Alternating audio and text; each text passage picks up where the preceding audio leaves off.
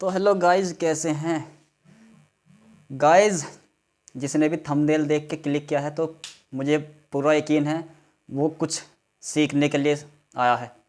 तो गाइस, जो जिसने मेरी वीडियो को थंबनेल देख के यानी कुछ सीखने के लिए क्लिक कर दिया है, तो गाइस उसका मोस्ट वेलकम है। तो गाइस,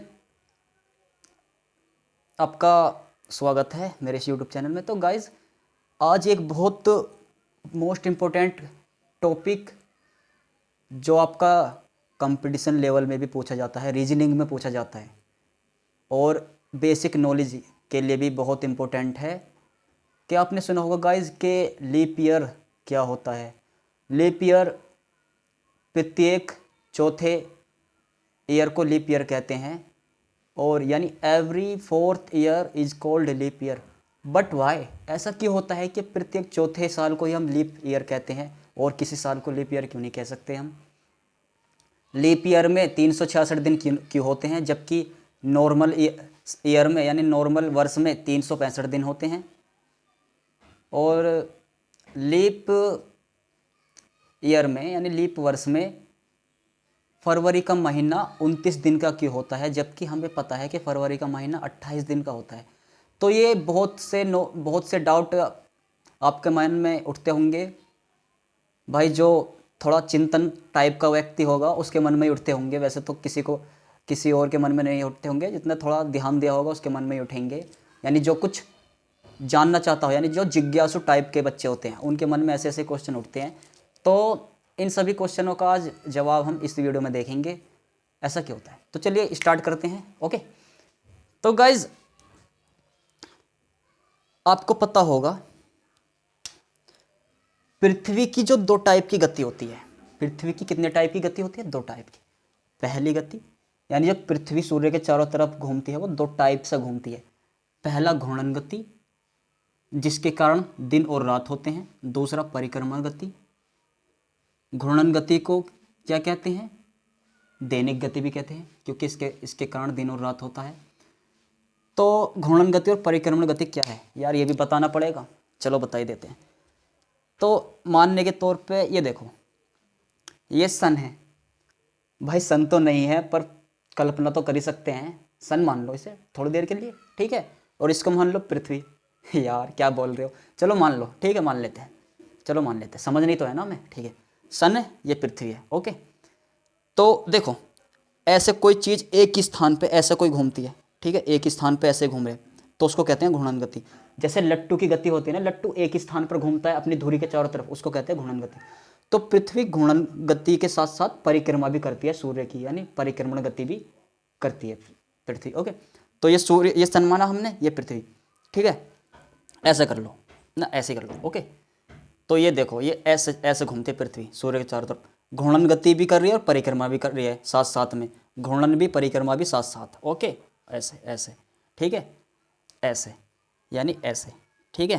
ये देखो, यानी ये घूर्णन भी कर रही है ऐसे ऐसे, और परिक्रमा भी कर रही है। ये देखो, ये यानी यहाँ सन है, ये ऐसे घूर्णन भी कर रही है, घूर्णन के साथ साथ परिक्रमा भी कर रही है, ठीक है।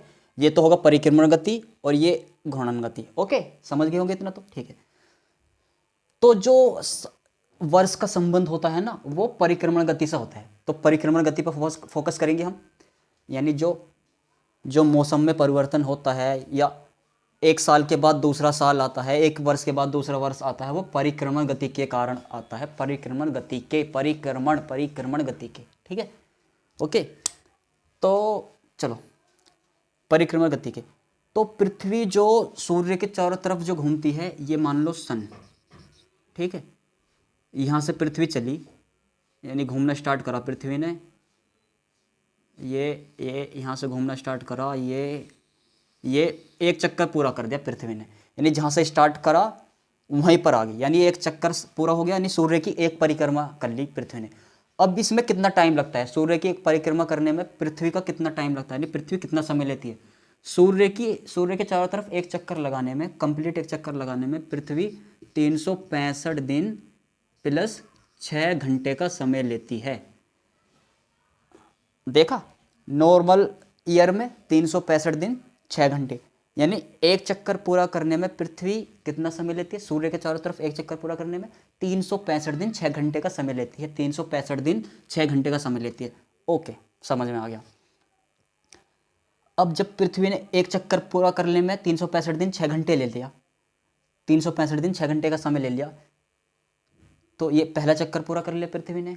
ओके, अब जब दूसरा चक्कर पूरा करेगी तो कितना समय लेगी, अब यहीं से दोबारा स्टार्ट होगा, फिर यहाँ से दोबारा आएगी, यानी दूसरा चक्कर पूरा करेगी, यानी दूसरी बार परिक्रमा करेगी सूर्य की, तो कितना समय लेगी। जाहिर सी बात है 365 दिन तो लेगी, पर 6 घंटे एक्स्ट्रा और लेगी, क्योंकि 365 दिन 6 घंटे में एक परिक्रमा करती है। तो दूसरा चक्कर पूरा करेगी 365 दिन 12 घंटे। ओके, और तीसरा चक्कर पूरा करने में 365 दिन 18 घंटे। समझ रहे हो क्या हो रहा है, जो एक्स्ट्रा 6 घंटे है ना वो प्रत्येक चक्कर में ऐड हो रहे हैं, समझ गए ना। ओके, और चौथा चक्कर पूरा करेगी तो 365 दिन 24 घंटे। तो ये चौथा, यानी ये ही है लीप ईयर, क्योंकि मैंने बताया प्रत्येक चौथे वर्ष को ही लीप ईयर कहते हैं।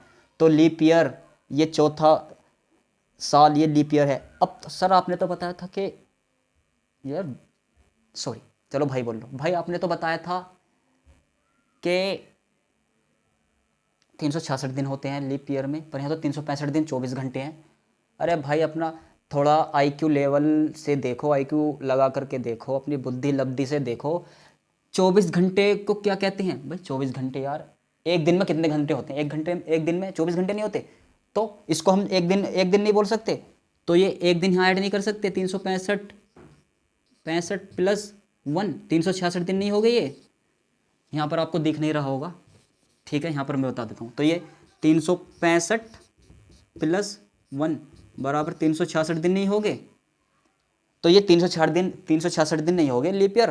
300, तो पता चला 366 दिन लीप ईयर में 366 दिन क्यों होते हैं, वो इस वजह से होते हैं कि जो एक्स्ट्रा 6 घंटे है ना, एक चक्कर पृथ्वी 365 दिन 6 घंटे में पूरा करती है एक चक्कर। ओके, और वो 6 घंटे काउंट होते रहेंगे जैसे जैसे आगे चक्कर पूरा करते रहेगी प्रत्येक चक्कर में। तो चौथे चक्कर में 365 दिन 24 घंटे में लीप ईयर में पृथ्वी जो सूर्य की परिक्रमा करती है, लीप ईयर में पृथ्वी सूर्य की जो परिक्रमा करती है वो करती है 365 दिन 24 घंटे।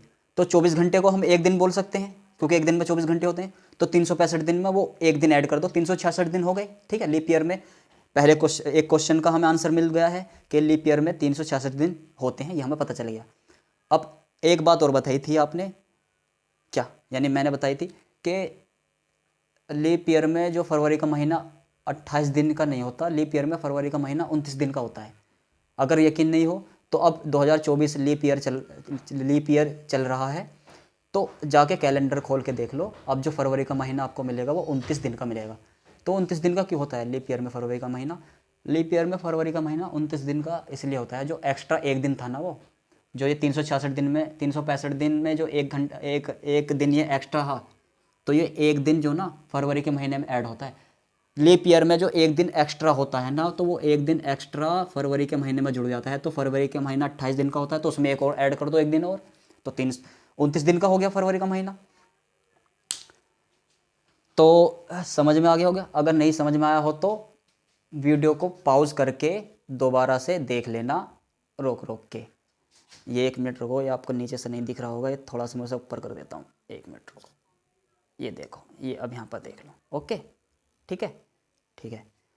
तो अगर आप कोई बोझे कि लीप ईयर क्या होता है, उस पर 366 दिन क्यों होते हैं, और उसमें फरवरी का महीना 29 दिन का क्यों होता है, तो बता दोगे ना, बता देना, ठीक है, बता देना।